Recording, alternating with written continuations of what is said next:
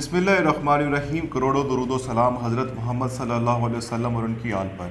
آپ دیکھ رہے ہیں گلوبل ٹائمز پاکستان اور میں ہوں صاحبزادہ علی حیدر۔ ناظرین، آپ جانتے ہیں ہمارے ملک کے اندر سیاسی اور معاشرت میں ایک ہلچل مچی ہوئی ہے۔ پاکستان تحریک انصاف کے لوگ مذاکرات کرنا چاہتے ہیں اسٹیبلشمنٹ سے، مگر اسٹیبلشمنٹ ان کے ساتھ مذاکرات کرنے کے لیے تیار نہیں۔ اور یہ جنگ پہلے تو تھی نظریات کی، اور اب جنگ یہ چھڑ چکی ہے ذاتیات کی۔ ایک دوسرے کی ذات کے اوپر کیچڑ اچھالا جا رہا ہے، کردار کشی کی جا رہی ہے۔ اور دوسری جانب عدلیہ کے اندر جو جنگ ہے وہ ہے کرسی کی جنگ۔ وہ کرسی کی جنگ منصور علی شاہ اور قاضی فائز عیسیٰ کی آپس میں جنگ لڑی جا رہی ہے۔ اور 2 دن پہلے آل پارٹیز کانفرنس بلائی گئی حکومت کی جانب سے مسئلہ فلسطین کے اوپر۔ تو ان سب چیزوں کو ڈسکس کرنے کے لیے ہمیں جوائن کیا ہے پاکستان نظریاتی پارٹی کے چیئرمین شہیر حیدر سیالوی۔ سر، بہت شکریہ آپ کا وقت دینے کے لیے۔ جزاک اللہ خیر، جزاک اللہ خیر۔ شہیر صاحب، میں اپنے پروگرام کا جو آغاز ہے وہ ایک شعر سے کروں گا، اور میں سمجھتا ہوں کہ اس شعر کی تشریح آپ بڑے اچھے طریقے سے کریں گے۔ سر، وہ شعر ہے: کرسی ہے تمہارا یہ جنازہ تو نہیں، کرسی ہے تمہارا یہ جنازہ تو نہیں، کچھ کر نہیں سکتے تو اتر کیوں نہیں جاتے؟ واہ، اس میں کوئی شک نہیں ہے۔ پہلی بڑی بات یہ کہ اگر آپ صرف 2 دن پہلے والی آل پارٹیز کانفرنس دیکھ لیں نا، جی، میں سب سے پہلے تو خراج تحسین پیش کروں گا گورنمنٹ کو کہ بہت اچھی بات ہے آپ نے آل پارٹیز کانفرنس بلائی جی، مسئلہ فلسطین پہ۔ جی، لیکن آپ کی آل پارٹیز کانفرنس میں ایمل ولی خان نے ایک دہشت گرد گروہ ٹی ٹی پی کے ساتھ ریلیٹ کیا حماس کے مجاہدین کو، جی، جو کہ ایک بہت بڑا تھپڑ تھا ایک آل پارٹیز کانفرنس پہ، جی، اور اس مسئلہ فلسطین کا مذاق بنایا گیا، جی، اور ساتھ یہ کہا گیا کہ جناب آپ آزاد کشمیر سے اپنی فوجیں نکال دیں، ہم گلگت بلتستان سے نکال دیں۔ آپ اس مسئلے کو آگے اس مسئلے کے ساتھ جوڑ رہے ہیں، اور یہ صرف پولیٹیکل پوائنٹ سکورنگ کی ہے ہر جماعت نے آ کے اپنی، سوائے 1-2 جماعتوں کے جنہوں نے اس معاملے کو سنجیدہ لیا۔ اور دوسری بات یہ کہ مجھے دکھ اس بات کا ہوا کہ 1 سال گزرنے کے بعد ہم آل پارٹیز کانفرنس بلا رہے ہیں، اور ہم آپس میں بیٹھ کے اسرائیل کی مذمت کر رہے ہیں اور اپنے اپنے ووٹوں کو خوش کر رہے ہیں، اور اس سے فلسطینیوں کی یا اسرائیلیوں کی صحت پہ کوئی فرق نہیں پڑ رہا۔ ان کو آپ سے ایک نیوکلیئر اسٹیٹ سے صرف ایک ہی ڈیمانڈ ہے کہ آپ اس جنگ میں ہماری مدد کریں اور پریکٹیکلی مدد کریں۔ آپ کے گھر پہ اگر قبضہ ہوتا ہے علی بھائی، اور آپ لاہور میں اور میں پنڈی میں ہوں، میں پنڈی میں اپنے گھر میں بیٹھ کے 1000 مرتبہ بھی نعرے لگا دوں نا کہ میں علی بھائی کے ساتھ کھڑا ہوں، تو علی بھائی کی صحت پہ فرق نہیں پڑے گا، قابض آپ کے گھر میں رہے گا۔ آپ کے گھر کے گیٹ پہ آ کے اگر میں نعرہ لگا دوں اور وہ قابض آپ کو تھپڑ مار رہا ہے، اور میں آپ کو بولوں علی بھائی قدم بڑھاؤ میں آپ کے ساتھ ہوں، وہ آپ کو ایک اور تھپڑ مارے، میں بولوں علی بھائی قدم بڑھاؤ میں آپ کے ساتھ ہوں، وہ تیسرا مارے، چوتھے تھپڑ سے پہلے آپ اسے کہیں گے قابض کو کہ 1 سیکنڈ رکو، اور آپ مجھے گالی دیں گے اور کہیں گے کہ یار یہ کیا ڈرامے بازی لگائی ہوئی تم نے، میرے گھر کا قبضہ تب تک نہیں چھوڑے گا جب تک تم اس کے اندر آ کے اس کا گریبان، مطلب یہ کوئی حق ادا نہیں کیا انہوں نے، مطلب ایک کانفرنس کر کے اور اپنی مذمت کر کے۔ میں آپ کو عرض کروں 1 سال کے بعد آل پارٹیز کانفرنس آپ کر رہے ہیں، تو یہ ہم تمام مسلمانوں کے لیے بہت شرمندگی کا باعث ہے۔ اصولی طور پہ ایک مطلب ملٹری مائٹ کو اگر دیکھا جائے تو ایران ایک بہت چھوٹا ملک ہے، یمن اس سے بھی چھوٹا ہے، لبنان اس سے بھی چھوٹا ہے، مطلب ان کے پاس نہ اختیارات ہیں، دنیا جہان کی سینکشنز اس پہ لگی ہوئی ہیں، آدھی امت مسلمہ نے انہیں تسلیم نہیں کیا ہوا۔ ان لوگوں نے اتنا بڑا سٹینڈ لے لیا، لیکن اس نے اتنی ہمت دکھائی، اس نے اٹیک کیا ایران نے۔ آپ یہ دیکھیں ہم لوگوں نے اپنے چھوٹے چھوٹے مولوی چھوڑے ہوئے کہ جناب اب وہ جو مرضی کر لیں، ہم نے اس پہ تنقید ہی کرنی ہے۔ کیوں کرنی ہے؟ کیونکہ کوئی عوام ہم سے نہ پوچھنے لگ جائے کہ جناب آپ کیا کر رہے ہیں مسئلہ فلسطین کے لیے۔ تو یہ چیزیں نہیں چلیں گی۔ عوام بہت باشعور ہو چکی ہے، عوام آپ سے پوچھے گی کہ جس امریکہ کو باپ بنا کے رکھا ہوا ہے، اقوام متحدہ میں آپ تقریر کرتے ہیں اسرائیل کے خلاف، اور اگلے دن اسرائیل کے باپ امریکی صدر جو بائیڈن کے ساتھ بڑے خوشگوار ماحول میں ملاقات کر کے تصویر بنا کے آپ آ جاتے ہیں، تو آپ کس کو بیوقوف بنا رہے ہیں؟ سر، ان کا تو کہنا ہے کہ ہمارے وزیر اعظم صاحب کا یہ کہنا ہے کہ میں نے تو اسلام بھی نہیں لیا، ہاتھ بھی نہیں، ملایا؟ وہ اسرائیلی صدر نے سلام نہیں دیا، اور وہ بھی میں آپ کو بتا دوں جی جس بھونڈے انداز میں وزیر اعظم صاحب نے کہا کہ جی وہ آ رہے تھے اور میں نے کرسی کا رخ اس طرف کر دیا کہ دیکھنا نہ پڑے، دیکھیں گے تو ان کے ساتھ سلام لینا پڑے گا، اور اتنے مؤدب ہو کے ان کا ذکر خیر ہو رہا تھا نیتن یاہو کا. یہ وہی بات ہے کہ جناب جس طریقے سے یہ ترکی چلے گئے کہ کہاں چلے گئے کہ جناب آپ شاید سمجھ رہے ہیں کہ میں مانگنے آیا ہوں، میں مانگنے نہیں ہوں لیکن کیا کروں مجبوری ہے. تو یہ وہی بات ہے کہ جناب میں آپ کے ساتھ سلام نہیں دے سکتا، کیا کروں مجبوری ہے کہ ہماری قوم جو ہے ہمیں گالیاں دے گی. تو یہ بات نہیں، آپ ادھر بیٹھے رہتے اور دلیر آدمی آنکھوں میں آنکھیں ڈال کے اپنی جو ہے موجودگی کا احساس دلاتا ہے کہ جناب تم آئے ہو، میں نے تمہیں دیکھ لیا، لیکن میں تمہیں اس قابل نہیں سمجھتا کہ میں تمہارے احترام میں کھڑا ہوں اور تمہیں ہاتھ ملاؤں. بے شک ڈپلومیٹک ایس او پیز یا نارمس ہوں یا جو مرضی ہو، میں تمہیں تسلیم ہی نہیں کرتا، تم ایک ناجائز ریاست ہو. نظر تب آنا تھا. تو یہ تو کوئی بات نہ ہوئی کہ جناب وہ آ رہے تھے تو میں ذرا پیچھے والی رو میں جا کے بیٹھ گیا تو سلام نہ لینا پڑے. کیا مطلب سلام نہ لینا پڑے؟ تم لوگ کم از کم اتنے دلیر ہوتے، ایک 10-12 رکنی وفد رکھا ہوا ہے، اطاعت پارا تو رکھا ہوتا، اس کے ساتھ ایک مسلح رکھ لیتے کہ جو کم از کم اسے جا کے 2-4 گالیاں ہی دے آتا، بے شک اسے وہاں گرفتار کروا دیتے، ڈپورٹ کروا دیتے. لیکن اور تم لوگ کچھ کر جو نہیں سکتے. انتہائی دکھ کی بات کیا آپ یقین کریں، میں ان دنوں عمرے پہ تھا، کچھ 3-4 دن کے لیے گیا تھا، ہفتے کے لیے بلکہ، اور لبنان والا معاملہ جب بنا کہ جب وہاں پر اسرائیل نے اپنے پہنچے اتانی تو آخری 3 دن جو میں نے مدینہ میں گزارے، آپ یقین کریں نبی پاک علیہ السلام کے روزہ مبارک پہ جب بھی میں سلام عرض کرنے جاتا تو بے ساختہ رو پڑتا، اور مجھے ایک عجیب سی بے بسی سی فیل ہوتی تھی. میں اپنا تو کچھ نہیں عرض کر سکتا تھا، فلسطینی مجاہدین، کشمیری مجاہدین کا سلام ان کے بارگاہ میں عرض کرتا اور رو پڑتا. ہم لوگ کتنے بے بس ہیں کہ ہم لوگ ایک ایٹمی ریاست ہوئے کچھ نہیں کرتے، اور سعودی عرب اور باقی عرب ممالک دنیا کی بہترین اکانومی ہوتے ہیں کچھ نہیں کرتے. ایسے ہی ہے. تو یہ ایک بہت زیادہ بے حسی اور نا امیدی ہمیں ہو گئی ہے اپنے حکمرانوں کو دیکھ کے. تو ہم کیا کریں گے؟ تو آپ شہید صاحب آپ کیا سمجھتے ہیں کہ فلسطین والے ہم سے یہی توقع کرتے ہیں کہ صرف مذمت کی جائے؟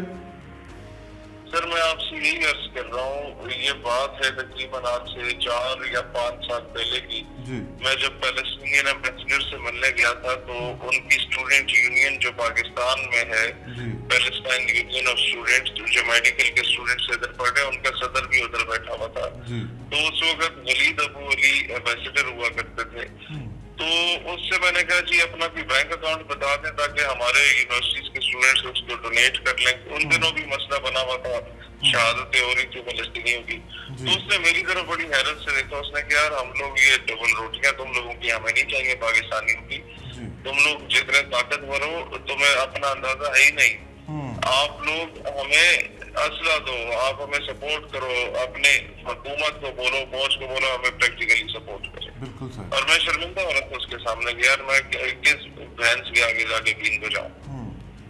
شہید صاحب آپ کو دعوت نہیں دی گئی آل پارٹیز کانفرنس میں؟ نہیں، پارلیمانی جماعتیں بلائی گئی تھی، اس کے علاوہ 1-2 اس طرح کی جماعتیں میں نے دیکھی تھی جو کہ صرف وہ شہباز شریف صاحب پیشاب نہیں کرتے تو وہ بولے واہ واہ واہ جناب کیا بات ہے، بہت خوبصورت. سینیٹر مشتاق صاحب جیسے لوگ جنہوں نے فلسطین کے لیے 40 دن دھرنے دیے ان کو بھی نظر انداز کیا گیا. مگر حافظ نعیم صاحب جو ہے وہ ساتھ تھے. حافظ نعیم نو ڈاؤٹ انہوں نے اور مولانا فضل الرحمان صاحب نے بڑا پازیٹیو رول پلے کیا، لیکن سینیٹر مشتاق جماعت اسلامی چھوڑ چکے ہیں، ان کی ایک الگ شناخت ہے، تو انہیں میرے خیال ہے انہیں بلانا چاہیے تھا، ہماری نمائندگی بھی وہ کر لیتے ہیں. شہیر صاحب آپ کیا سمجھتے ہیں کہ ہمارے ملک کے اندر استحکام کیسے آ سکتا ہے؟ اب اپنے اینگل سے کیسے دیکھیں؟ علی بھائی استحکام اگر دیکھا جائے تو میرا خیال ہے کوئی اتنا زیادہ بڑا مشکل کام نہیں ہے پاکستان کی ریاست کو استحکام جو ہے. میں نے کئی ماڈلز پہلے بتائے، میں وہ ریپیٹ نہیں کرنا چاہوں گا، لیکن میں آپ کو صرف یہ بتا سکتا ہوں کہ ریاست پاکستان پوری دنیا کی نظریں آپ کی طرف ہیں. آپ صرف ایک کام کر لیں کہ 57 اسلامی ممالک کو اپنی فوج فراہم کریں. آپ کے پاس بے تحاشا بہترین فوج ہے، وہاں پر امریکہ جا کے اپنے کیمپس لگا کے بیٹھا ہوا ہے. ہم انہیں یہ کہہ سکتے ہیں. ہم سب سے پہلے میں سمجھتا ہوں کہ اگر ہم چاہتے ہیں اور اگر ہم اپنے آپ کو اس قابل سمجھے تو ہم سعودی اور یمن کا بڑے آرام سے راضی نامہ کرا سکتے ہیں. سعودیہ کو اس بات پہ کنونس بھی کر سکتے ہیں کہ جناب علی ہمیں پتہ ہے آپ کی آبادی اتنی نہیں ہے, فوج اتنی نہیں ہے, آپ نے جو 20,000 ریال ایک ماہ کی صفائی کو آپ تنخواہ دے رہے ہیں, ہمارا یہاں کے جوان 5-6 ہزار ریال میں بھی بڑا خوش ہے, اور اسے کچھ نہ بھی دو تو اعزاز مقدس کے دفاع کے لیے ویسے ہی ہم وقت تیار ہے. تو آپ بتائیں اس کے کہ امریکن آرمی کو اپنی پروٹیکشن کے لیے رکھیں. ایجپٹ امریکن آرمی کی بیسز وہاں پہ بنا کے بیٹھا ہوا ہے.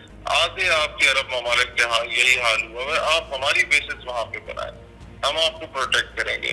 آپ یہ میں آپ کو انٹرنیشنل پوائنٹ آف ویو سے بات بتاؤں, آپ کا پرائم منسٹر ہاؤس سے لے کے منال تک کا جتنا رستہ ہے ادھر رستے میں آپ 5-6 فارم ہاؤسز بنا سکتے ہیں. آپ وہاں عرب ممالک کے شیخوں کے بچوں کو لائیں, انہیں کہ جناب ادھر بیٹھو, ادھر تمہیں سوئمنگ پول بھی بنا کے دیں گے, شیشہ بار بھی کھول کے دیں گے, جو عیاشیاں تم نے مغرب میں کرنی ہے ادھر ہی کرو. جو ڈگریاں تم ادھر کرنے جاتے ہیں پرائم منسٹر ہاؤس کو ہم یونیورسٹی ڈکلیئر کرتے ہیں, آپ ادھر آ کے پڑھیں. اور دنیا کا بہترین کیپٹل ہے اسلام آباد, اگر آپ اسے کسی دن ٹینشن فری اسلام آباد کی سڑکوں پہ کریں تو آپ کو فخر ہوگا پاکستانی ہونے پہ. جتنا خوبصورت ہے وہ, جتنا زبردست رش بش قسم کا گرین ہمارا شہر ہے, وہ گرینری زبردست ہے, عمارتیں زبردست ہیں, سڑکیں زبردست ہیں, ماحول بڑا اچھا ہے, سازگار ہے, موسم بڑا اچھا ہے.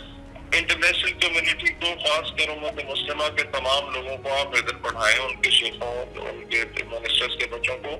آج سے 10-20 سال کے بعد پوری امت کی جو قیادت ہوگی وہ پاکستان کے تابع ہوگی, وہ پاکستانی ہوگی. جس طرح آج وہ امریکہ کے تابع ہے, وہاں سے پڑھ کے امریکہ تعلیم کے ساتھ ساتھ اپنی آئیڈیالوجی بھی ان کے اندر انکلکیٹ کرتا ہے. انڈیا ایک ہندو ریاست ہوتے ہوئے ایران اور افغانستان میں اچھا انفلوئنس قائم کر کے بیٹھا ہوا ہے, ہم ایک مسلمان ریاست ہوتے ہوئے نہیں کر پا رہے.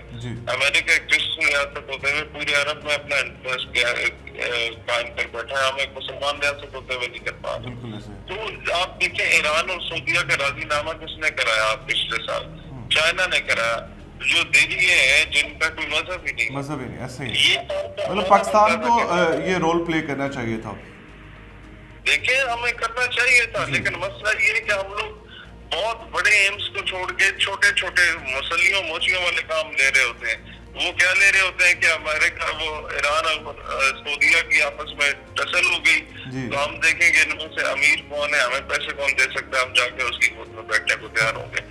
آپ کو یہ نہیں پتا کہ آپ کے نواب اور باولپور جو ہے وہ ان کو خیرات دیا کرتے تھے, ان کے شیخوں کو. آپ کا غلاف کعبہ بھی ریاست باولپور سے تیار ہو کے جایا کرتا تھا اور وہاں پر بھیجا جاتا تھا اسے. آپ مطلب تنخواہیں دیا کرتے تھے وہاں کے شیخوں کو. یہ تو بعد میں ان کی خوش قسمتی ہے کہ ان کا تیل نکل آیا تو ابھی ان کی آنکھیں اوپر باتیں پہ آ گئی. آپ جب خانہ کعبہ پہ بھی ایون جب اٹیک ہوا تو آپ کی SSG گئی تھی اس کو, سعودیوں سے تو ہوا نہیں تھا, ہم گئے تھے وہاں سے جا کے لوگوں کو ہم نے نکالا تھا.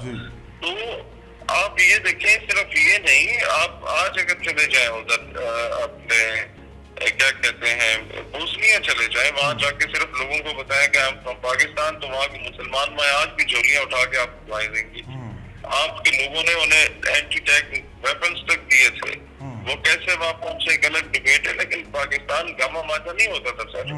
آج بھی آذربائیجان چلے جائیں تو وہاں کی ہر عمارت پہ پاکستانی جھنڈا لگا ہوا ہے ان کے اپنے جھنڈے کے ساتھ. وہ اپنے انڈیپینڈنس ڈے پر پاکستان کے جھنڈے بھی لہراتے ہیں. اکنامکلی وہ ہم سے اچھے ہیں, لیکن کیوں ایسا کرتے ہیں کہ ان کا 150 کلومیٹر اسکوائر کا ایریا جو آرمینیا نے قبضے میں لیا ہوا تھا وہ ہم نے انہیں چھڑوا کے دیا تھا.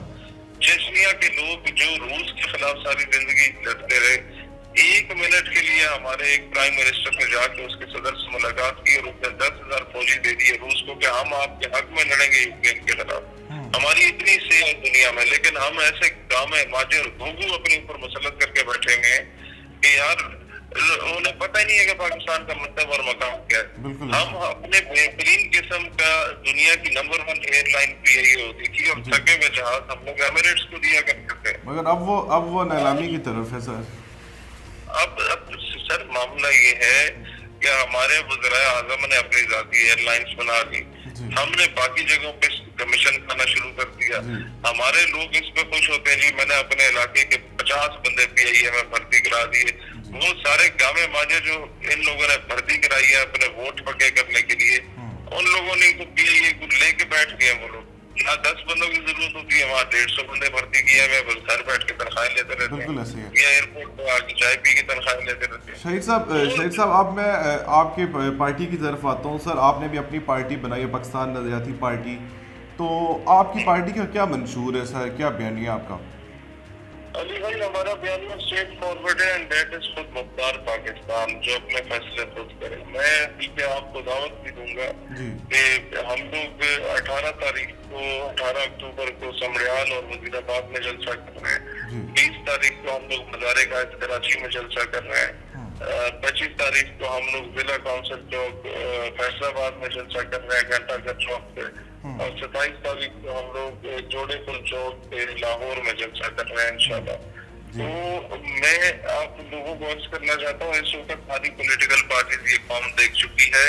15 साल से पीटीआई केपीके में रूल कर रही है, केपीके वैसे का वैसे, कोई रिफॉर्म नहीं आया किसी हिसाब से। 40-50 साल से पीटीआई पीपल्स पार्टी और नून लीग पूरे पाकिस्तान पे रूल कर रहे हैं और तबाह करके रखा है पूरे मुल्क के अदल व इंसाफ के निज़ाम को भी, पुलिस के निज़ाम को भी, ब्यूरोक्रेसी के निज़ाम को भी, तालीम के निज़ाम को भी और डेवलपमेंट के निज़ाम को भी।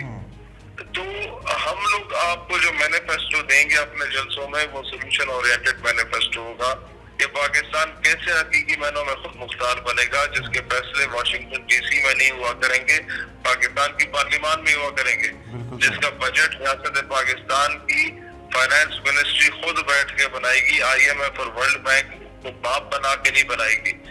तो ये पाकिस्तान कैसे बन सकता है, इस पे काफी तफसीली हम लोग आप पूरी कौम को समझाएंगे इंशाल्लाह। बिल्कुल सही। तो शहीद साहब लास्ट ईयर आपने रावलपिंडी के अंदर एक बहुत बड़ा पावर शो किया, तो उसके क्या नताइज सामने आए आपके? कोई आपको ऑफर आई हो या किसी ने, कोई ताकतवर लोगों ने आपको कहा कि हम आपको आगे लेकर आते हैं, कुछ ऐसा है? देखिए, ताकतवर लोगों ने पहले यही कहा, ये शुरू से, बल्कि उनका दिल था कि किसी तरीके से तरीन और खटक की तरह ये भी एक जमात बने। तो हम तो वो चीज चाहते नहीं थे, हम लोग इंडिपेंडेंट पॉलिटिक्स करना चाहते थे। जहाँ तक बात है कि जी बेनिफिट क्या हुआ, हमने जितना बड़ा इस्तेमाल लगाया इतना नून और पीपल्स पार्टी ने कम से कम लियाकत बाग में उसके बाद नहीं किया। लेकिन अनफॉर्चुनेटली उसे आप जैसे यूट्यूबर साथियों ने कवर किया, लेकिन इलेक्ट्रॉनिक मीडिया ने उसका ब्लैक आउट किया हुआ था, नहीं दिखाया। अब मुझे नहीं पता कि इलेक्ट्रॉनिक मीडिया को पैसा चाहिए था, वो हमारे पास था नहीं, ये ऊपर से कॉल चाहिए थी, वो भी हमारे पास नहीं थी। लेकिन ये है कि अब हम उसके मोहताज नहीं है। अब अल्हम्दुलिल्लाह हमारा सोशल मीडिया इतना स्ट्रॉन्ग है कि हर बंदे के मोबाइल में हम पहुंच ही जाते हैं किसी तरीके से। तो इंशाअल्लाह ताला इन जलसों से बड़ा फर्क आपको नजर आएगा जो भी हम करने जा रहे हैं। जी शहीद साहब, बहुत बहुत शुक्रिया सर आपका वक्त देने के लिए। बहुत मेहरबानी, अल्लाह आपको खुश रखे। जज़ाकल्लाह। जी नाजरीन, ये थे पाकिस्तान नज़रियाती पार्टी के चेयरमैन शहीर हैदर सियालवी। आपने इनकी राय जानी। इनका भी यही कहना था कि मुल्क के अंदर इस्तेकाम आना चाहिए, माशत के अंदर इस्तेकाम आना चाहिए, रियासत के अंदर आना चाहिए, सियासत के अंदर आना चाहिए, और मतलब हर शख्स अपनी जंग लड़ रहा है, और जो शख्स इक़्तिदार के अंदर आ जाता है वो बस यही समझता है कि ये कुर्सी हमेशा के लिए मेरी है। तो इंसान को सोचना चाहिए कि वक्त बदलते हुए टाइम नहीं लगता। क्या खूब कहा था किसी शायर ने, सुबह के तख्त नशीं शाम के मुजरम ठहरे, सुबह के तख्त नशीं शाम के मुजरम ठहरे, हमने पल भर में नसीबों को बदलते देखा। आज के लिए इतना ही, इजाज़त दीजिए, अल्लाह हाफ़िज़।